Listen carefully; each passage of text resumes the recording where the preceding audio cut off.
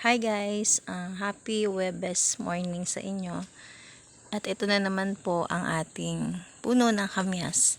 At inakyat ko na po siya kanina at dahil po medyo mataas yung iba, kaya nagdala ako ng upuan at aakyatin ulit natin dahil pipitasin ko po ulit sila. Ayan, sobrang dami na naman nilang bunga at dahil nga po mataas, kailangan natin gumamit ng upuan o bangko. Ano bang tawag sa inyo sa mahabang upuan? Bangko ba o upuan? Dito po kasi sa amin bangko or upuan, ganon. So balik na tayo sa usapin ng kamyas. Ayan, ang dami niyang bunga. Ito po, nakapitas na ako and pipitasin ko pa tong iba.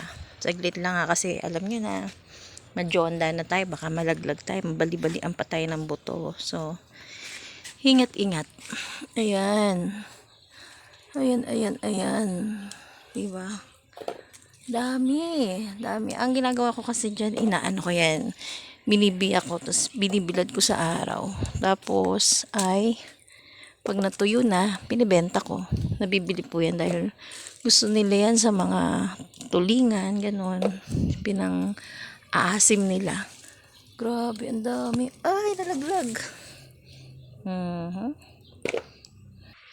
Ang payat naman ng puno niya pero napakasipag niya magbunga. Non-stop talaga yung pagbubunga niya. Kahit na itrim-trim mo pa talaga yung kanyang mga sanga. Ay, baba muna tayo. Nakakapagod. Eto Ayan na yung mga nakuha natin. At medyo aanuhin lang natin, hugasan, biyakin, patutuyuin, bibilad sa araw. At mabenta na yan. Kasi ang daming naghahanap yan guys. Dahil dito kasi wala naman ganong mga naggagawa nitong procedure na ginagawa ko. Kasi ito yung mga gawain ng mga masisipag na lola nung araw. Yung maghimot-mot, ganyan. Napakatsaga nila basta papagkakakitaan. Pero sa ngayon, ewan ko ba kung may gumagawa pa nito. Parang ako na nga lang yata. Feeling ko kasi 80 anyos na ako. Joke lang.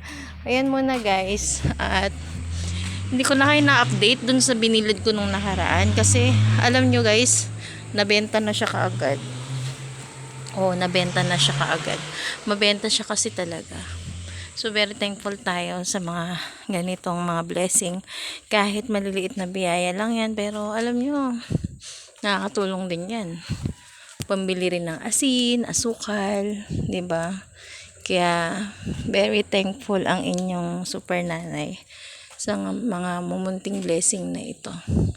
Kaya kung kayo may mga espasyo kayo diyan sa inyong mga kapaligiran, pwede din kayo magtanim at makabuluhan talaga nito mga ito. Lalo na yung dahon na yan. Pag kayo may mga sipon, masama ang pakiramdam, maglaga lang kayo, panligo nyo, ay Diyos mio marimar, talaga naman giginhawa kayo ang pakiramdam ninyo. Ayun meron siya, meron diba? So yan muna for now. Good morning and magandang buhay sa inyong lahat. Happy Kamyas Day. Bye bye.